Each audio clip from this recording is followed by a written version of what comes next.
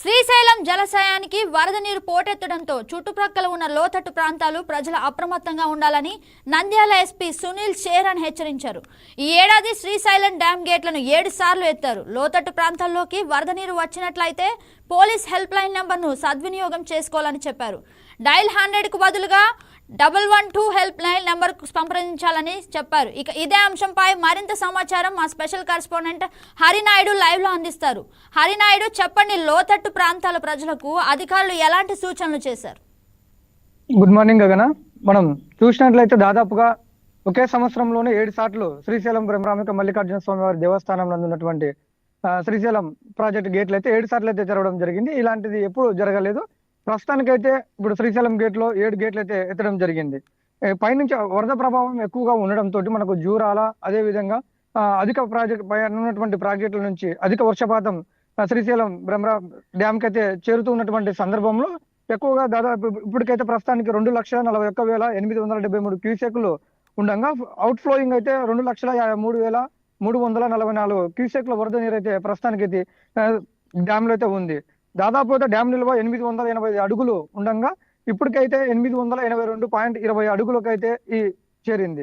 ఈ 7 గేట్ల ద్వారా 215 టీఎంసీలు ప్రస్తుతంగా ఉన్నప్పటికీ అయినట్టు ఈ 10 గేట్ల నుంచి కూడా నాగార్జున సాగర్కి అయితే నీళ్లు వదులుతూ ఉన్నారు. ఈ వరద ప్రభావం మనం నిన్నటి నుంచి అదే విధంగా దాదాపుగా ఇంకా 48 గంటలు అధిక వర్షపాతం కురిసే అవకాశం అయితే ఉందని చెప్పేసి మనకు అల్పపీడనం ఉందని చెప్పేసి మనకు అధికారులు అయితే తెలియజేస్తున్నారు. ఇలాంటి పరిస్థితుల్లో పూర్తిగా ఇక్కడ ఉన్నటువంటి వాతావరణం ఒక్కసారిగా అయితే మారిపోయింది. నిన్నటి నుంచి ఎడతెరిపని వర్షాలు కురుస్తూ ఉండడంతో డ్యామ్ కు అధిక నీరైతే చేరుతున్నట్టు కాబట్టి ఆ చుట్టుపక్కల నివసిస్తున్నటువంటి మత్స్యకారులు కానివ్వండి, అదే విధంగా మన పాతాళ గంగకు వెళ్ళేటప్పుడు ఆ మెట్ల మార్గాన్ని ఉన్నటువంటి వారి యొక్క కుటుంబ సభ్యులకు కూడా అధికారులు అయితే ముందస్తుగా చర్యల్లో భాగంగా అందరికీ ముందు అలర్ట్ గా చేశారు. ఏదైనా సరే వర్షపాతం ఎక్కువ నీరు ఎక్కువ వస్తున్నటువంటి సందర్భంలో ఉంది కాబట్టి మీరు ముందుగా పైన ఉన్నటువంటి పొజిషన్ కి మీరు వెళ్లాల్సిందిగా అని చెప్పేసి మన జిల్లా ఎస్పీ గారు అయితే కోరడం జరిగింది. అక్కడి నుంచి చాలా మందిని ఇప్పటికే ఖాళీ చేపిస్తున్నారు. అదే విధంగా డ్యామ్ కు వరద నీరు ఇంకా ప్రవహిస్తూనే ఉంది. ఇంకా దాదాపుగా ఇంకా 48 గంటలు వర్షపాతం అధిక వర్షాలు అయితే మనకు నంద్యాల జిల్లాకి అయితే ఉందని చెప్పేసి అధికారులు తెలియజేస్తున్నారు. ఈ విధంగా అయితే పూర్తిగా అందరూ అధికారులు అలర్ట్ అయ్యి అక్కడికి వెళ్లి లోతట్టు ప్రాంతాల్లో ఉన్నటువంటి వారిని పూర్తిగా చేపించి అదే విధంగా అక్కడి నుంచి కాల్ చేపిస్తూ హెల్ప్ లైన్ ఎవరైనా సరే హెల్ప్ లైన్ కావాలంటే 100 కాకుండా 112కు నెంబర్ కు ఫోన్ చేసినట్లయితే పోలీస్ అధికారులు అదే విధంగా అక్కడ ఉన్నటువంటి అధికారులందరూ కూడా వారి యొక్క సహాయక చర్యలు అయితే చేపడతామని చెప్పేసి మనకు అదే విధంగా లోతట్టు ప్రాంతాల్లో నివసిస్తున్నటువంటి ప్రజలకు అయితే తెలియజేశారు. నిన్నటి నుంచి అదే విధంగా నిన్న ఉదయం నుంచి కూడా కురుస్తున్నటువంటి వర్షానికి పూర్తిగా నంద్యాల జిల్లాలో కానివ్వండి, అదే విధంగా నంద్యాలలో పట్టణంలో కూడా అధిక వర్షపాతం నమోదు కావడంతో లోతట్టు ప్రాంతాలన్నీ జలమయం పూర్తిగా అయితే ఇప్పటికైతే కొన్ని ఇళ్లలోకి నీళ్ళైతే వచ్చి చేరడం జరిగింది. ఆ నీళ్ళలో వచ్చి చేరినటువంటి కుటుంబాలను అక్కడ దగ్గరికి వెళ్లి ఎస్పీ ఆదేశాల మేరకు అయితే పోలీస్ అధికారులందరూ అక్కడికి వెళ్లి వాళ్ళకి ముందస్తులో భాగంగా అక్కడి నుంచి ఏదైనా ఎత్తైన ప్రదేశంలోకి అయితే వారిని పంపించడం, లేదంటే ఇంకొకరి ఇల్లు లేకపోయిన వారికి అందరూ కూడా ఏదైనా స్కూల్లోకి కానీ కాలేజీలోకి కానీ వారి నుంచి అక్కడ వాళ్ళు మునిగినటువంటి ఇంట్లో నుంచి సేఫ్ జోన్ గా అయితే ముందస్తుగా వాళ్ళకు ఆ స్కూల్లో అటువైపుగా అయితే పంపించడం జరుగుతూ ఉంది. ఇంకా 24 గంటలు అయితే వర్షం ఇంకా అధికంగా అయితే మనకు నంద్యాల జిల్లాకి అయితే చూపిస్తుంది. కాబట్టి వీటి నుంచి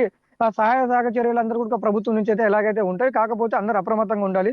లోతట్టు ప్రాంతంలో నివసిస్తున్న వారందరూ కూడా ప్రభుత్వ అధికారులు వారికి ముందస్తు చర్యలు చెప్పినట్లయితే వారికి ముందుగానే ఏదైనా సరే భోజన సహాయం కానివ్వండి, అదే వసతి సహాయం కానివ్వండి, మేము ముందస్తు తగు చర్యలు అయితే మేము అన్ని విధాలుగా కూడా మేము ఆదుకుంటామని చెప్పేసి అధికారులు అదే విధంగా పోలీసు అధికారులు పూర్తిగా ప్రభుత్వ అధికారులందరూ వారికి సహాయ సహకారాలు అందిస్తున్నారు గగన. ఎస్ హరి, అలాగే మనం చూసినట్లయితే శ్రీశైలం జలాశయం అనేది ఒక టూరిస్ట్ ప్లేస్. రెగ్యులర్గా అక్కడికి పర్యాటకులు వస్తూనే ఉంటారు. కాబట్టి ఆ వర్షం కారణంగా ఈ జలాశయం ఫ్లో ఎక్కువ అవడంతో టూరిస్టులకి ఏమైనా ఆంక్షలు పెట్టే అవకాశం ఉందా అధికారులు?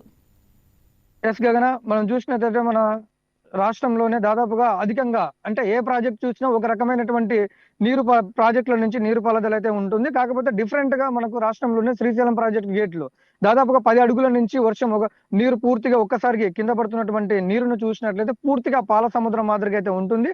ఏది ఏమైనా వర్షపాతం ఎక్కువైనా అదే విధంగా గేట్లు ఓపెన్ చేసినా కూడా టూరిస్టులకు అయితే ఎలాంటి అవాంఛనీయ సంఘటనలు అయితే అదే విధంగా ఎలాంటి ఉండవు. పూర్తిగా అంటే డ్యామ్ ను తిలకించడానికి చాలా మంది వస్తుంటారు.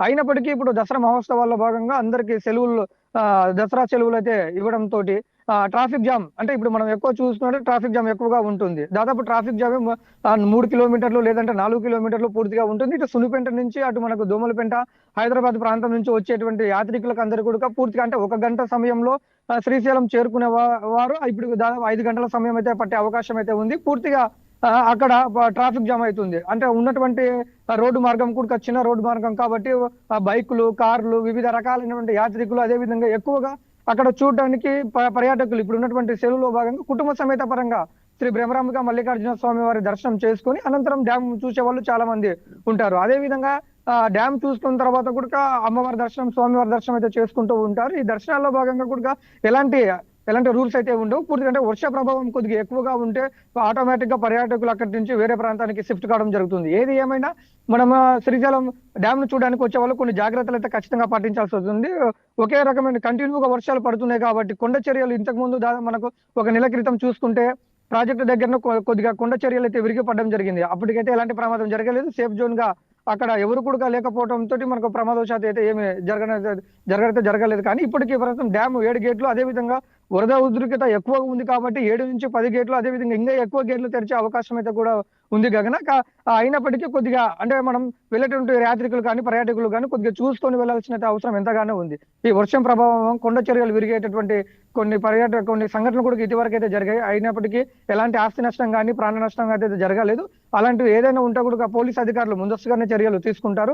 ముందస్తుగానే యాత్రికులకు కొద్దిగా ముందు జాగ్రత్తలు అయితే తెలియజేస్తూ వారిని ఒక రకమైనటువంటి అంటే ట్రాఫిక్ నుంచి క్లియర్ చేస్తూ కొన్ని అంటే ముందస్తుగానే అక్కడ వెహికల్ మనకు దోమలపేంట కానీ అటు సైడ్ ఉన్నటువంటి పెద్ద బ్రిడ్జిలో అటువంటి వెహికల్స్ అన్ని అక్కడనే ఆపి 1 by 1 ఒకదాని తర్వాత ఒకటి వెహికల్స్ అయితే పంపించే కార్యక్రమాలు అయితే పోలీస్ అధికారులు అయితే చేపడతారు గగన.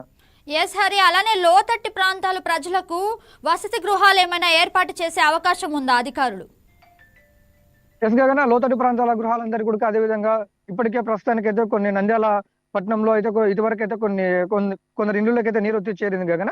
ఏది అయినప్పటికీ కూడా మనకు ఎస్పీ చేసినటువంటి ముందస్తు చర్యలు అదే విధంగా అక్కడ ఉన్నటువంటి అధికారులందరూ కూడా లోతట్టు ప్రాంతాల్లో అదే విధంగా నీరు వచ్చినటువంటి వారందరినీ కూడా ఏదైనా సరే అక్కడ ఉన్నటువంటి ప్రైవేట్ కాలేజ్ కానివ్వండి, ప్రభుత్వ డిగ్రీ కాలేజ్ కానివ్వండి, ప్రభుత్వ స్కూల్స్ లో కానివ్వండి, అక్కడి నుంచి అక్కడికి వాళ్ళని పంపించే మార్గం అయితే జరుగుతూ ఉంది. వాళ్ళకి ఏదైనా భోజన వసతి కానివ్వండి, ఏదైనా సరే వాళ్ళకి అవసరం వచ్చినట్టయితే 112కు డైల్ చేసినట్లయితే వాళ్ళకి ముందస్తుగానే అక్కడి నుంచి లోతట్టు ప్రాంతం నుంచి వాళ్ళ కాలేజ్ కానీ స్కూల్లో కానీ వాళ్ళని మారుస్తూ ఉన్నారు కాగా ఇది ఇంకా వర్షపాతం అయితే ఇంకా 48 గంటలు ఉందని చెప్పేసి మనకైతే అధికారులు తెలియజేస్తున్నారు. కాబట్టి వాటి పరిణామాలనేది ముందస్తు చేసుకుని ఎక్కడైతే రాత్రి పగులు అనేది తేడా లేకుండా అధికారులందరూ కూడా అటువైపుగా వెళ్ళి అందరినీ ఆ ప్రైవేట్ సంస్థలు కానీ గవర్నమెంట్ సంస్థలు ఉన్నటువంటి స్కూల్ కాలేజీల వైపు వాళ్ళని కుటుంబం అంతా కూడా అక్కడికి మళ్ళిస్తున్నారు. వాళ్ళు ఏంటంటే విలువైన వస్తువులు ఏదైనా ఉండకూడదు అంటే డబ్బు కానివ్వండి, అదేవిధంగా బంగారు ఇలాంటి వస్తువులు ఏదైనా కానివ్వండి ముందస్తు చర్యలు వాళ్ళని అక్కడ తీసుకొని వాళ్ళు అక్కడ లోతట్టు ప్రాంతం నుంచి అటు సైడ్ అయితే కాలేజీ వైపు అయితే మళ్ళిస్తున్నారు కదా.